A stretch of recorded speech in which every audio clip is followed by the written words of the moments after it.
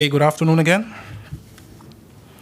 We have come to the last session of today, and basically we're going to highlight a bit challenges with respect to OTT providers. We know that some people might experience internet development as disrupting to their business, but that doesn't mean that it's disrupting, but some people might experience it like that. So basically what we like to do is to highlight a bit how OTT providers do operate, and based on that we can highlight a bit on, or you may ask questions with respect to some specific challenges that are going on in the Caribbean. So for that, I would like to ask Jane Coffin to give some more high-level presentations, insights with respect to OTT providers, what they have been doing all over the globe. Can I check a quick comment before going to Jane? Yeah, just to answer the question of the panel. I mean, briefly, is the internet disrupting traditional telecom business? The answer is yes. Is that a tragedy? I don't know, because at the same time it is disrupting traditional telecom businesses. It's creating a lot of new ones. The fax disrupted telex. The callback disrupted international long distance. I mean, I would say we are focusing too much in the challenges and not enough in the opportunities. The opportunities, yes. So I think we have to invert the burden of the proof. Yes. And go to the opportunities. That obviously, when there is a change, there is challenges, but there is also opportunities. And let's refocus on the opportunities instead of the challenges, if I may. Yeah, of course. I mean, the only constant that's change, right? Yeah, the only constant is change. Exactly. Fortunately. Fortunately. And none of us are still using cassette recorders and things like that. Exactly so. Sorry for interruption, Shane. No, it's fine. It's fine. I do appreciate it. So the only constant is change, and I would like just to, for example, refer to cassette recorders that we used to use like 20 years ago. And basically, what is a cassette recorder? Does someone still know what is a cassette recorder? Oh, yes? Oh, okay. So with that, I would like to give Jane the opportunity to give some highlight thoughts with respect to OTT providers. And we're going to do a bit of free form here because we do want to hear more from all of you. And I think where I'm going to start is where Sebastian and I nearly left off in the last panel. We were talking about different change, and I mentioned the LEO, low Earth orbiting satellite investment. Motorola was one company in the US that nearly went bankrupt, but they came back. You then had mobile coming forward. What if we had said no to mobile phones? We would not have the innovation that we have today, the services that we have. You wouldn't have the search for spectrum as well. I used to work for an agency that managed government spectrum. I was not one of the engineers, but I worked closely with them because sometimes we had to translate for the engineers. And there was a big move to change a lot of the military spectrum to commercial spectrum. That was a huge process and took about 10 years, and it shouldn't take that long, but they were moving certain equipment and services out of the spectrum bands. That story is mostly to say that there was such a demand from consumers for the services that were being offered that there was a need to change that regulatory environment. Regulators today may often be considering themselves more of a promoting investment and economic opportunity board in some ways. How are you forbearing from regulation on certain new services, but promoting investment? So there's the change in the role of the regulator as well. And I will go back to a comment someone made to me last night about Neelie Kroes, who's a commissioner for the European Commission. And she's on her way out, and she's had a difficult time dealing with some of these issues, especially this term over-the-top services. I think we don't really like that term. It's interesting to me. Why are we calling it that? Application layer. It's the application layer. And if these innovations can run on the top of the network, not interfere with it, do no harm, okay. But there has been this special designation, and that's characteristic of a lot of behavior from a regulatory perspective where people want to regulate something. So they had to call it OTT, and there was a big discussion at the WICET, a treaty conference a couple years ago, about trying to regulate these services. And the reason it came to the WICET is because the successful designation of this and the regulatory activity in Europe didn't address it because they decided not to regulate some of this. The companies in Europe were told by the Commission about 10, 12 years ago, invest in your networks for the future, there are changes coming forward. Some of that investment didn't happen. Some of the companies went back to the European Commission and said, you need to subsidize us because we need to build up our networks. And the Commission said, no way, we told you, you need to build out your networks. And then they said, well, then we're going to go to the ITU. And I want to be clear, we work very closely with the ITU on many issues. And so the ITU, in a way, was almost neutral, but they got this debate at the WICET. So they had to deal with it. I mean, the Secretary General of the ITU isn't someone who's going to want to have this in front of him at a conference because he wants a successful conference. He may want to take on hard issues, but it wasn't Dr. Toure who said, I want this issue and I want to fight it. He had it brought to him. And the reason they brought it to him is they couldn't get what they wanted. It's like forum shopping for standards. You go forum shopping for regulatory resolution. And there's that complication in a higher body like the ITU where you can't regulate for everybody. You can't even put a regulation in that's appropriate for 2 continents, right? Because every system is different. There are certain characteristics that are clearly the same. So you had this challenge, and it was brought to the WICET. It was neutralized in a good way, I think, there. And we had a paper that we put forward that we can make available to you on quality of service. And I'll let Sebastian talk a little bit more about that from the technical perspective. But it was that best effort delivery and the other characteristics of the infrastructure. And are you trying to regulate to hamper traffic and those applications from being provided so that you can keep them in a holding pattern, invest, and do it better, or charge more and put them out of business? So there's that kind of dynamic. What Neelie Kroes was saying when she left was adapt or die. So the question is, adapt to the change in the technology or maybe get out of business. And so the question, I mean, that's a little harsh, but the question is, how much time do you need and what kind of conversation are you having with the regulator? Claire asked a good question. Is a regulatory debate a multi-stakeholder conversation? I'll give you a perspective of when I was a regulator in a country called Moldova. And I tried to open what was the first ever public hearing. We nearly had a fight. I had to take cover at one point in time because the internet service providers did not have an association. And I was trying to work with them. And they started to scream at the commissioners. And the commissioners said, Jane, this isn't how it works in the former Soviet republics. And I said, yeah, I get that. But and it wasn't, and they wanted to stop. They said, we can't do this.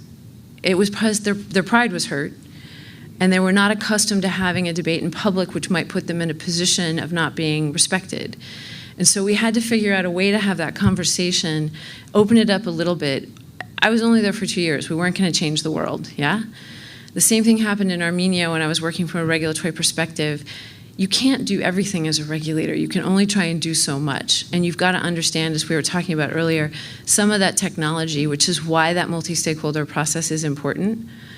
I didn't know what something called Border Gateway Protocol was until it was put in my lap when I was a policymaker in the government in the US. And I went out and I talked to some very keen experts, one who Bevel works with closely, Bill Woodcock, and Martin Levy, who works for Cloudflare, which is a content delivery network. And I said, what is BGP? And they said, Jane, don't you know what BGP is? It's critical for internet traffic delivery. And this was about 10 years ago. And I said, I need help because they're trying to change it. And they said, change it? You can't change it. And I said, well, that's what's happening. They said, you've got to go in and talk to these people because they can't change it in this forum because it was decided in this forum, which was an open standards forum. So as a policymaker at that time, my complete perspective was turned around because I tried to listen to what the technical community was telling me. Now I'm more in it and I understand it a lot better. But at that time, I could have made a really bad decision about how to go forward with this issue that was in an international forum. So bringing it back to more of a local level and where Neelie Kroes was coming from in the commission, She had to make some hard decisions. She had to try and move some things forward. But why are we coming up with this term over-the-top services? I mean, do you need it here in Trinidad? I don't know. Probably not. I mean, the question is, what is it that's going to help create more consistency in the market? Because you do have a regulatory obligation from TAT side. And the ministry and the others, they want to see things happen in the country where networks grow, I would assume. The economy and citizens get what they need. So the question is, do you need a designation called OTT? Why do you need it? Why are people using those words? Are they using it for anti-competitive purposes? And now I'll switch over to Sebastián about that quality of service issue, because this is core to the issue about what this means in these services that are riding, quote, on the top. Yeah, thank you. Yes, I totally agree. I keep thinking, because I was, in the middle of your intervention, I was thinking of something to say that I forgot. And I keep thinking what it was. But it's exactly like that. I mean, there was a lot of discussion. There was a disclaimer that I wanted to make, because it's important from the Internet Society perspective. When at that time in the World Conference on International Telecommunications, WICIT, the ITU big event 2 years ago, the big fight that Jane was describing was between basically Google on one side and EDNO, which is the association of big telecommunications companies, former state monopolies in Europe. I mean, I just wanted to disclaim that both EDNO and Google are members of the Internet Society. And many of the OTTs are members, and many of the big carriers are members of our organization. So just for disclaimer and clarification, both of them, we have our positions, but all of them are members of our organization, appreciated members. Yeah, I think it's been said. I mean, I don't know if it's so much to add to what Jane said. I think there is different layers in our networks, and we have to be careful when we define that and where is the service happening. And the most important problem, and I don't have the reference to the paper now, but we have a very short paper about the inconvenience of applying PSTN concepts to IP-based networks. Because when we try to think IP networks with the same concepts that we use when we run the PSTNs, we have a tendency to mishandle things and misinterpret and misunderstand things. So the most important thing in my perspective is that, I mean, to separate, in which world are we? Are we in the PSTN world? Are we in the IP-based world? Which are getting together in a certain way. And I would say it's not overlapping. The IP world is just eating the PSTN one. I mean, many components of the old PSTN realm are now in the IP-based realm. But that would be my main point. I mean, let's separate the two words. And when we have to think with a regulatory mind, let's agree that there are different words which has different rules, quality of service, best effort, packet switching. So are quite important difference that has to be addressed. Just a comment. I think a few years ago the whole world was talking about convergence, and nowadays you don't even hear that word anymore. Why? Because IP is convergence. So that's the reason that we no longer are talking about convergence. So that's just a comment based on what you said. I think, I mean, when we discuss about the convergence, we didn't know which were about to converge into which one. I mean, The mobiles are going to become fixed, or the fixed are going to become mobile, or the IP and the PSTN. So now we have, I think, a clearer picture of that. I mean, it's converged, actually, and it's a mobile IP world. I mean, I would say the new world is a IP mobile world. Yes, back then we were talking about video, data, and voice, and now it's just convergent and everything is just IP. And that's something important from a I mean, when you have to design the future or think the future. I'm supposed to being paid to be on the edge of the internet stuff. I mean, I work for this organization. We are the champions of the world of technical issues, internet-related technical issues, and I'm supposed to be on the edge. And every time I got asked, what's the future? What's the new big stuff that is coming? And I always have the same reply. I mean, I have no idea. That's basically, yeah. We cannot, we have to be open enough in order to address anything. I mean, today, 42% at the peak time of the traffic in the US is Netflix. If you had asked any engineer in any forum, if it was theoretically possible that one single provider would have 42% of the aggregated traffic in the US at certain given time, they would say, no, that's impossible. That will never happen. So it's quite difficult to...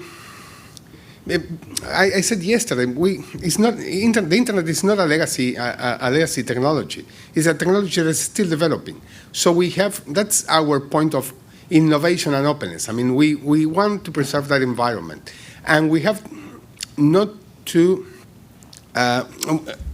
when we regulate, we have to be careful about that. And we don't know where is it heading to. So we have to be open-minded in order to regulate. And that's something that I think is quite important, because we don't know what is going to happen tomorrow.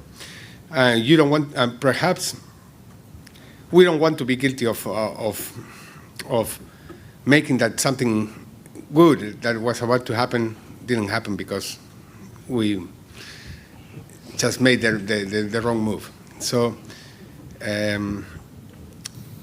think it's something that has to be in mind when we analyze our next moves. And I would also add, based on exactly what Sebastián is saying and the point Sherna was making about convergence, okay.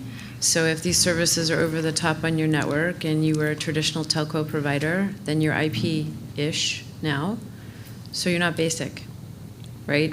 So why would you regulate fiber as a basic service, right? It's an integrated service. It's an integrated regulatory service, perhaps. So at that point, you're not going to regulate it because it's not part of that basic definition, potentially. So if you go back to what basic and value-added meant, and what some of those transport networks were doing at that time, which were carrying voice, that was a specific designation. And again, value added was used to help allow something to grow, which, as Sebastián was saying, with V4 and V6, the reason they're not backwards compatible is that no one knew, as Vint Cerf would say, one of the guys who designed TCP/IP, they had no idea how successful the internet was going to be. That's why there are only, 4.3 billion addresses at that time. Now you have 4.3 trillion V6. I may have a trillion off there, but there's so much more V6 because they realized that they had to figure out a new way forward with that addressing scheme. But if they had known, how could they know back then how successful things were going to be? So Vint said it was a problem of success, right? And so you had to come forward. People are they'll move forward with certain technologies, but back to the point I was making, if you're confronted with a regulatory issue where people are saying, well, these services that are riding on the top of our network, well, they can't ride on the top of your network if you're not running partially IP, right? The new applications, they rely on that IP integration and interoperability and interface. So you are running a quasi-IP network, so you're quasi-basic, quasi-value-added, so what is that? So that I would actually argue from a regulatory perspective, if you have a proceeding, and this is just me, not the Internet Society speaking perhaps, I'm just speaking just off the top of my head, if the goal is to be all IP based, then everyone's IP based, and so that's it's just another service running on top. It's an important service, but it's really not harming your network, and it's not doing a huge amount for traffic management as a burden, as we were saying before. And I would posit if it is kind of creating a traffic burden for you, you need to learn how to manage your network better. And we have ways to do that with some training and other, but it's not easy moving from one network prototype to another. There's something called MPLS, which was a standard developed in the IETF and other, and people were trying to change a part of it called the operation and management plane. And the way they were trying to change it would make it not interoperable with the current standard. I was in the government at the time, and all of the government networks were MPLS based. And someone said to me, why are they going to change the management and operation plane? Then nothing will be interoperable. And I said, I don't know. But it was a standards war. And that was another issue. So the question is, and MPLS at that time was some of the old Sonnet networks and Frame were being integrated with IP, and they had a disconnect in the protocols. So they were trying to figure out how to do what they needed to do and make money at the same time, but it was impacting some of the basic architecture. So bottom line is, if the networks are integrated, where are you now? Promoting those networks and getting more capacity into the country, that might be where you want to go. But does anyone have questions from the floor? Because this is more about your environment and infrastructure, and I'm just throwing stuff out there because we want to hear more from you. There is a question here. Kwesi Prescott. Oh, it's Kwesi. Hi, hey, guys. I saw you at the WTDC. Yeah, hi, how are you guys doing? Hi, everyone. Kwesi Prescott, currently an independent consultant, formerly a TAT, formerly a prior independent consultant. But I'm just stopping by. I want to make a couple interventions on what the panel has said. What the panel is discussing seems to be a presumption that the regulatory framework in Trinidad and Tobago and much of the Caribbean matches what pertains in the US, with the distinction between voice and value-added services, basic and value-added services. That is not really the case. The Caribbean, because they liberalized so late, while all their laws talk about telecommunications in a generic sense, so it's both voice and data is arguably included. Many of the rules in the Caribbean, the detailed regulatory rules, tend to talk largely to voice. Trinidad and Tobago is the exception. Trinidad and Tobago has a totally technology-neutral regulatory framework. How we treat with interconnection, how we treat with everything, quality of service, it's technology agnostic. So when we start talking about a voice service, the voice service is regulated because of the emergency conditionalities. I bring this to bear to say it is not correct in Trinidad and Tobago to consider something basic versus value add. Value add in Trinidad and Tobago has a totally different connotation. Value add in Trinidad and Tobago is hosting, is that kind of stuff. All right? So in Trinidad and Tobago, Viber, if it's using public telephone numbers, looks very much like the public telecom service. And therefore, we have to be very careful. So while I agree with the answer you're coming up with, I don't think I agree with the rationale and the working you're using to come to that same conclusion. And in that context, because of what telecom services in Trinidad and Tobago, being both voice and data, and the recognition of what we are regulating as a controlled market. Once we're regulating a controlled market. We're regulating something with boundaries, something that recognizes geography and states. Yes? And the internet recognizes geographies and states because there's an ISOC TT, which is a subgroup of ISOC. There's ISOC US. There's ISOC Canada. There'll be ISOC. There are different domain name registration is at a country level, so states are recognized. But we have to also then therefore recognize in the provision of services that are over the top, we have to determine one, does the service emulate a service that is regulated in terms of recognizes boundaries? And if so, the persons providing that service in my country should ideally be registered as a recognized provider in my country. Viber originally started from some Israelis, registered a company in Turkey, does have a US address for its US customers. It does not have a Trinidad and Tobago address for its Trinidad and Tobago customers. So why am I allowing this person to eat away, as you correctly said, at regulated, recognized telcos who are investing in my economy and taking that revenue, because your people are paying Viber out of my country, so I'm losing income in my country. I'm losing economic value in my country for someone who's not investing in the infrastructure required for us to enjoy his service. And those are the questions. It's really a trade issue. It's not a technology issue, okay? And when we're talking about OTT, just using the terminology that is common, we have to understand that the OTT issue, as you correctly pointed out, does not end in telecoms. It happens in the broadcasting space, right? I don't know who watched Gotham last week. I did. I found it was mediocre. But the biggest challenge of me watching Gotham is that I'm not watching. It's taking time from me watching my local broadcasters. Therefore, my local broadcasters can't get advertising revenue from my eyes watching foreign television. And therefore, my broadcasting sector loses economic value. Okay? Now, if my local broadcasters are broadcasting Gotham or Arrow, I think Arrow premiered last night as well. That was much better.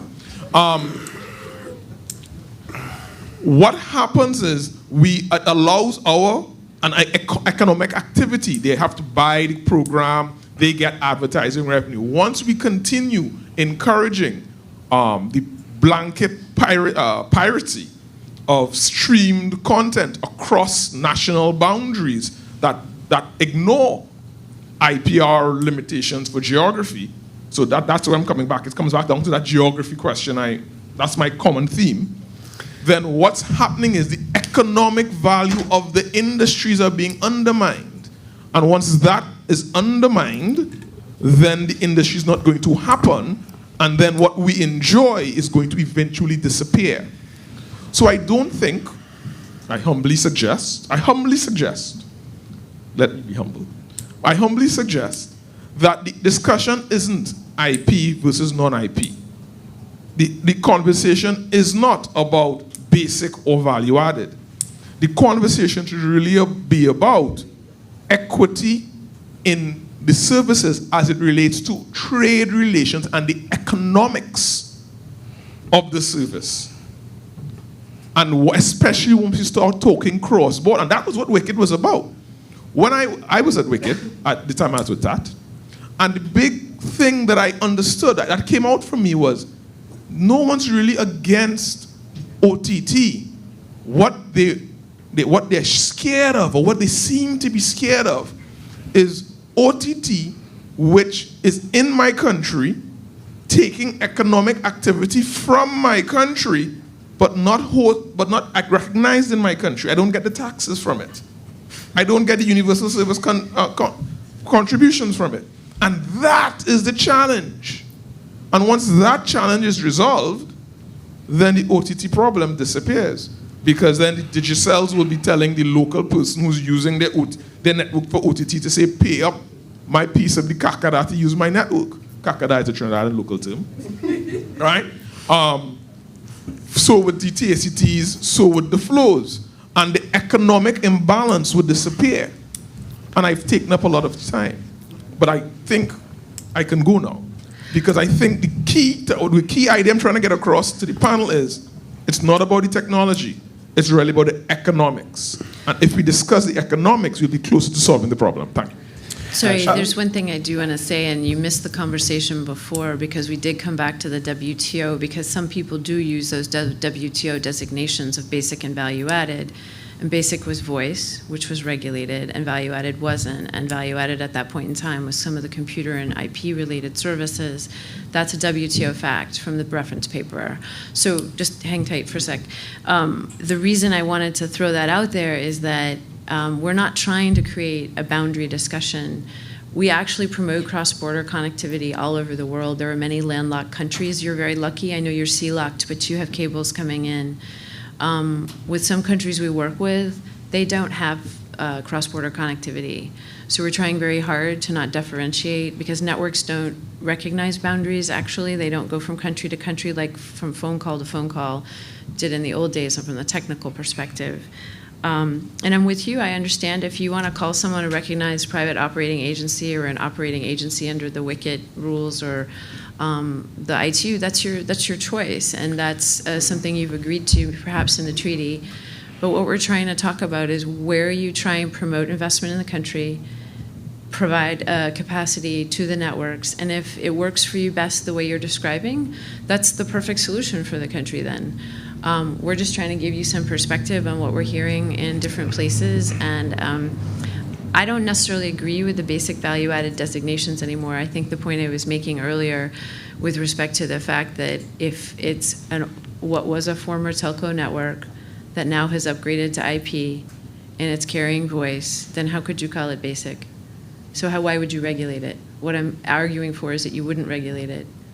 So I think we probably are saying some of the same things, and there are clearly different distinctions that you have for what you need to do related to Trinidad. You're an island nation. There are a lot of different issues related to some of the international traffic and other.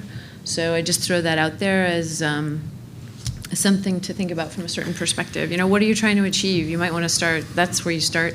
And we're not trying to presuppose the conversation. We're just trying to throw data out there. Yeah, I think sometimes progress creates these kind of inequalities.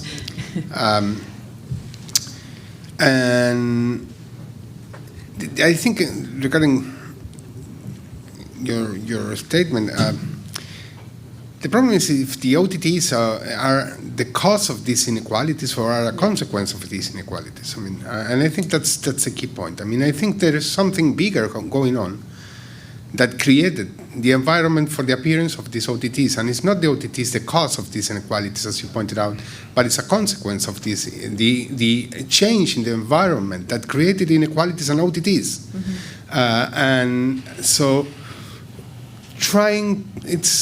we were discussing yesterday night about the the settlement rates and the international termination fees that many countries are lasting and longing because they were gone. I mean, and they used to have a lot of money coming from abroad just for terminating calls into the country, and now these calls are transported over IP, and those fees are gone. So you have two choices. You can try to revert back to your comfort zone where lasting what you had, or adapt to the modern times and say, okay, this is gone, this ship has sailed, it's already gone, and I have to live with it. So that's my point about cause and consequence. Raul? Yes, I think that's the point made by the colleague that is behind, the independent consultant. Newly. By the way, he has some copies of his CV. No, I think this point is very important, because this is the language that the government also understand. Governments need revenues for providing all the services that they provide, and the main source of the revenues are taxes. So I think that we have to look at this problem not from the point of view of the interest of the company, but from the point of view of the interest of the people. But it's different, and because maybe it is unfair or not. I don't know, but I don't care very much about that. So I care about how I think that the point here is how our countries will face this challenge that you pointed out, Sebastian, in this new economy. Because we have talked about the new economy for a long time, but I think that really we are now really realizing what the new economy is. So countries, governments will lose the opportunity of earning some money through the taxes. I'm not sure if they are losing the taxes or losing the opportunity to earn some money. But so at the end of the day, what is important is to see what's the result of the equation, and how much money are coming to the country due to the use of the new technologies. So because on the other hand, all the companies that come to the country to invest and to establish in the country will ask for some conditions on infrastructure, services. So if you develop the new technology, the new economy in your country, so the incomes that the country will have because the use of the technology probably will be higher than the money that you are not losing, but that you are not receiving through taxes. It's complex because, of course, the companies will say why you. It's not the only the telecommunication is not the only field where we are seeing that, and in fact, it's not the main one. I think that's all the revolution that we are seeing at the retails in the stores and is very important because many people is buying things in the United States cheaper than in our countries, and they are shipping the things that they buy, and the United States very logically have promoted agreements where there are some amounts of money that are permitted to import without any paperwork. So we see that in our countries the retail is really fighting or trying to survive in a new context, and I think that it will bring us to discuss the nature of the taxes themselves. Why we charge the introduction of the things in general to our country? Why with one thing that is the price of any object is 100 is a FOB, and it is bought at 200 by the people in my country. So I think that the discussion will be much higher than just the telecommunication issue. But of course, in telecommunication area, the operators will complain because they are investing money, they are paying taxes at the local level, and they see how the other companies are earning money without paying taxes locally. I think that this is not the discussion we need to have. We need to have the discussion of what is best for the countries and what's best for the people. And if somebody wins, obviously, most of times somebody loses. Okay, are there other questions or remarks? No, it's fine. No? Over here? Yes. Hi, I'm Rehana Jalil from Digicel. And as you all probably know, we are big with this OTT issue. I didn't come here really to present or anything, but It's a pity.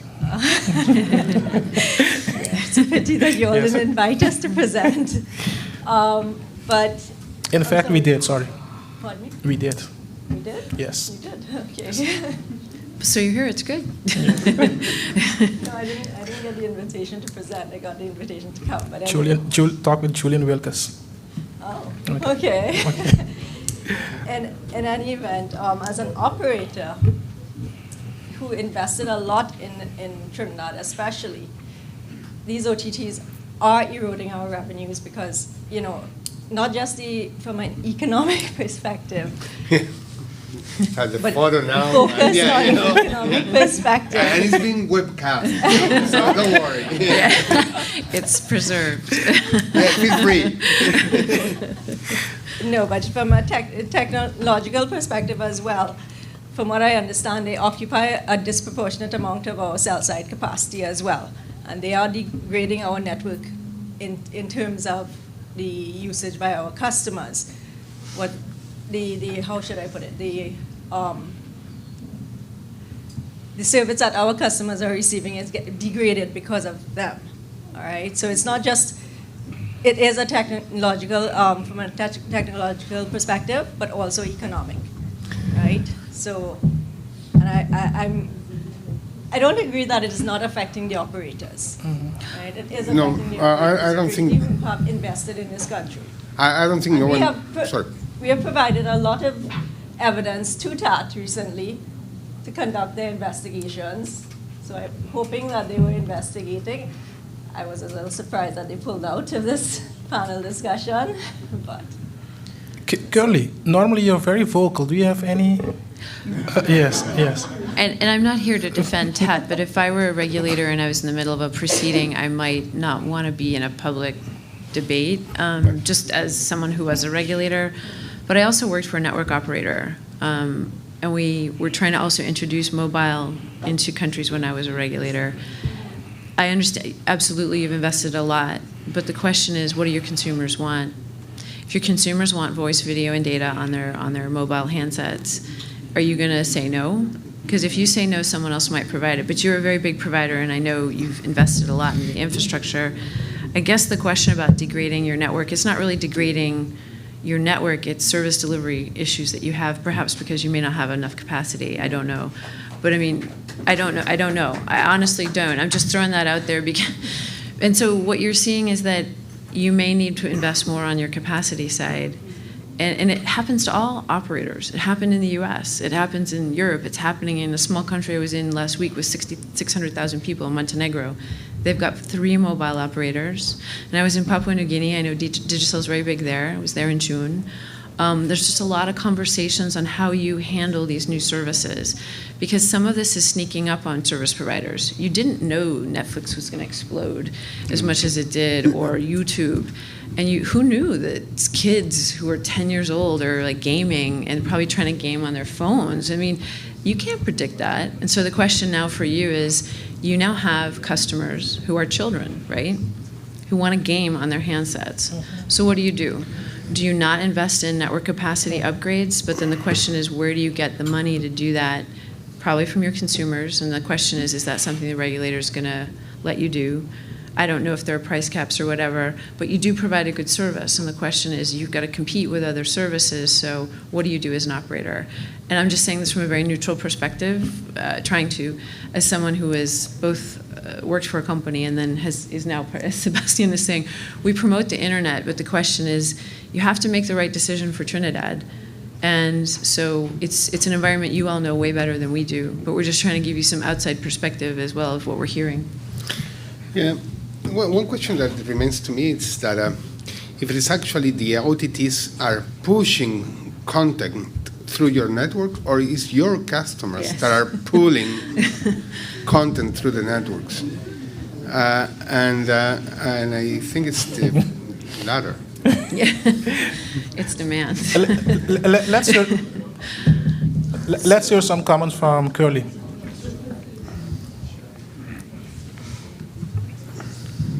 Yeah, hi, good day.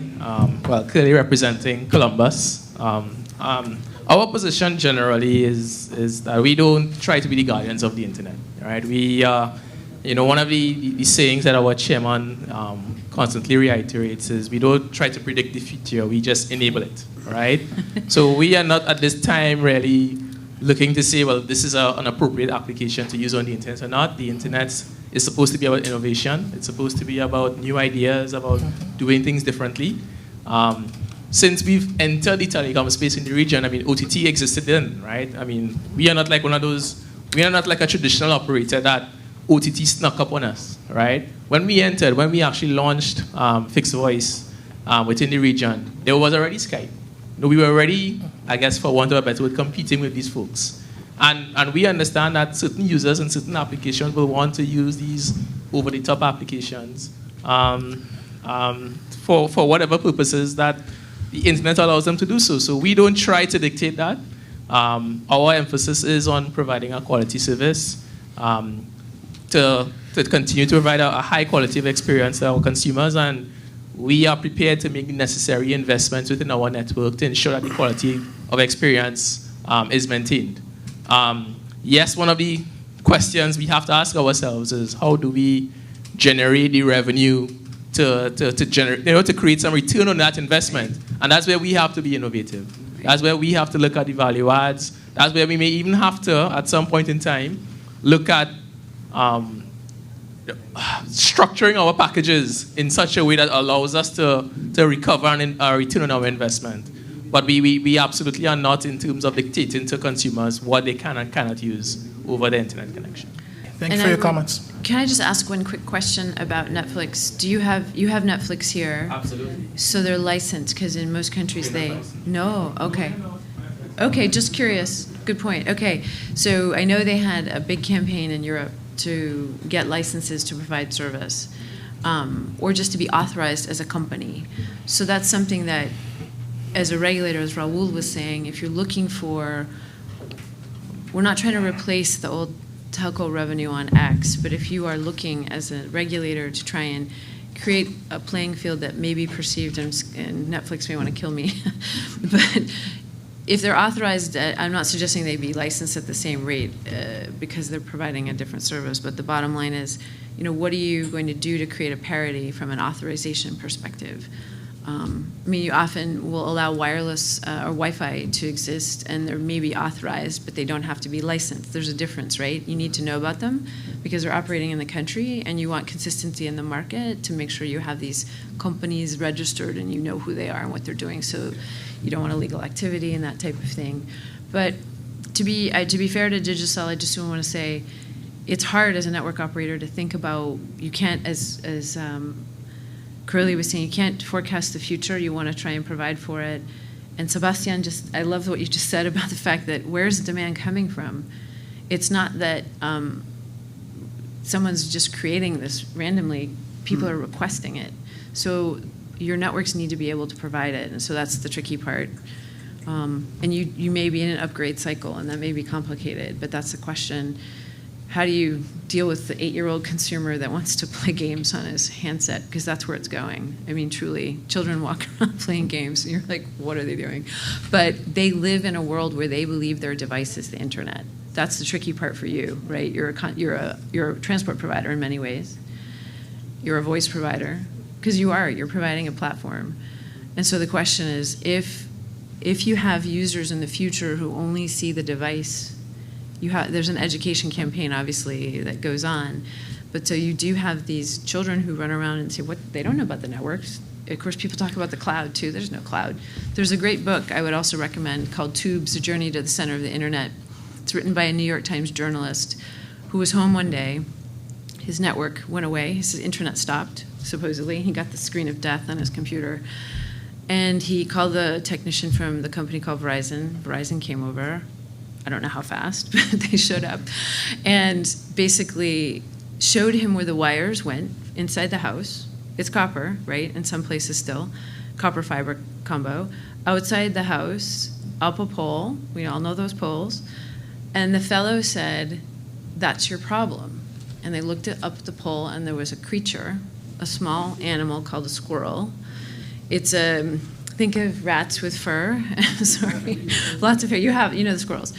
The squirrel had chewed on, quote, the internet. And so what this fellow did was he said, he was an architectural writer, and he wanted to know more about the architecture because it's not a cloud.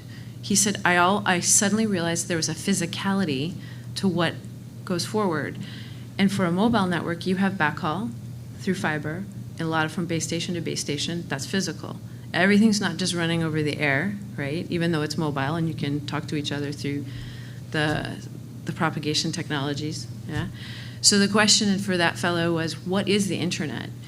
He went to data centers. He checked out undersea cables. There's so much of this infrastructure that's important that if we make a decision that kind of pushes hard on something, it's called the waterbed effect from an economic perspective. You push too hard somewhere, it's going to jump up somewhere else, and it's tricky. You're going to hurt one industry to, how do you balance it out? I'm not suggesting we have the answer, but check the book out. It's very interesting. There's also a TED Talk about it, and there's that physicality that many of us forget about when they're thinking about the cloud, because it's data centers, right? And undersea cables and other. Anyway, I can empathize because you've got a business, you've got to run it, there's new demand. Sebastian's saying someone's pulling that traffic, so what you do about that is a business decision. Okay, let us listen to 2 more comments and then we'll close this session. Jerry?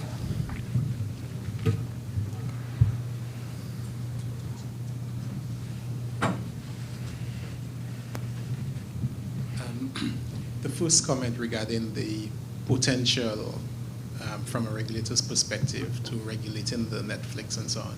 The problem with that is that you now have to descend into looking at packets. And if you regulate Netflix, and or if Netflix is required to register, then you now have to go to Hulu and say you have to register also, or we have to block you. And then every other potential video streaming site, and that just descends into chaos. As far as the network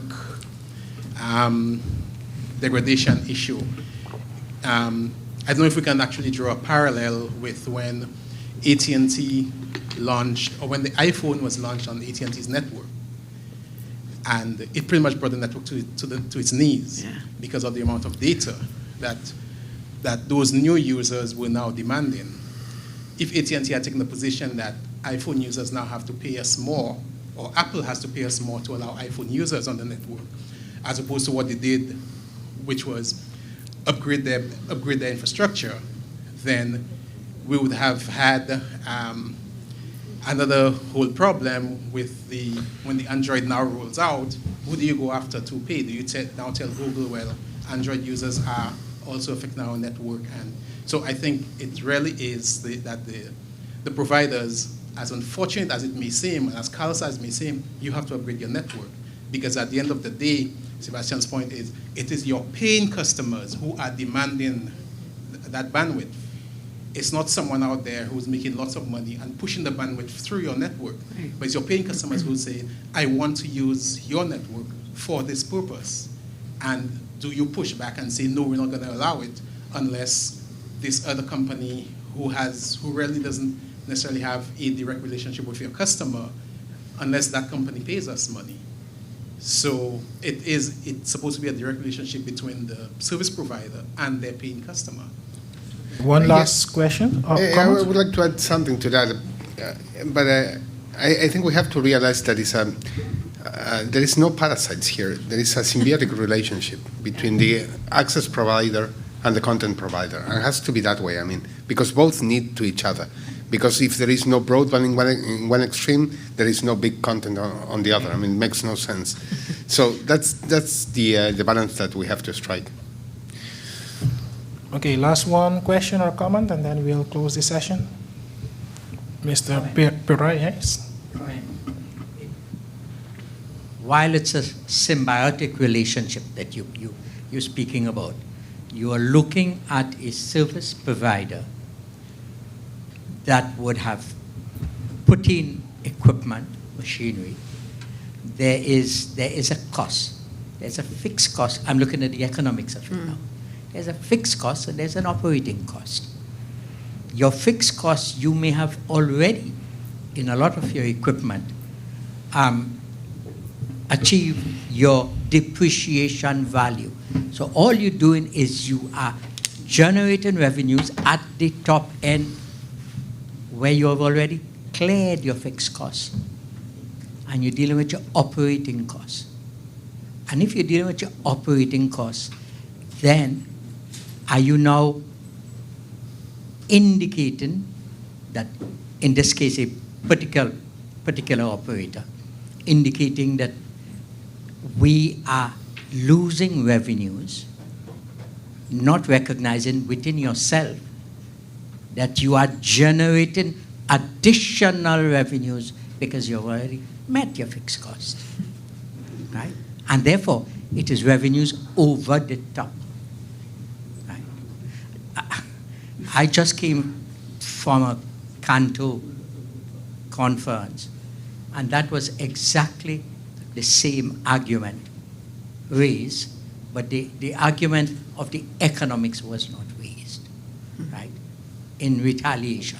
And I'm using a strong word here, in retaliation. I don't need it to be a strong word, in response to an argument of this nature. I would like to give Sebastian and Jane the opportunity to say some last comments. I think everything has to be considered, but I will agree with what Raul said. I mean, we have to look at the bottom line. I mean, and if the bottom line is convenient for our societies, and things are going to change, and we have to be ready for that change. But we have to keep looking at the bottom line. So we have every other iteration of the change, our people has to be better. That's the goal that we have to share. Thank you. And I would just say, and this is kind of quoting Neelie Cruz, is that the current situation of European telcos is not the fault of the OTTs. So where they are today isn't the fault of those services. So I would just say, or those application services, I would just say, you know your market. You've got a lot of great technical people here that can give you good advice. But you can't future-proof. You can try and do your best. And I guess if you are, regulators are facing this challenge all over the world. And the question is, as Sebastian and Raul said, where do you want to be for the short term, the next 5 years? More services, better connected schools, faster service. Then how do you get there? Because the decision you make now could impact the future. And I do have sympathy with the operators, but the question is, your network should be able to handle some of those services anyway. I would hope so. Thank you, Jane. I think we have covered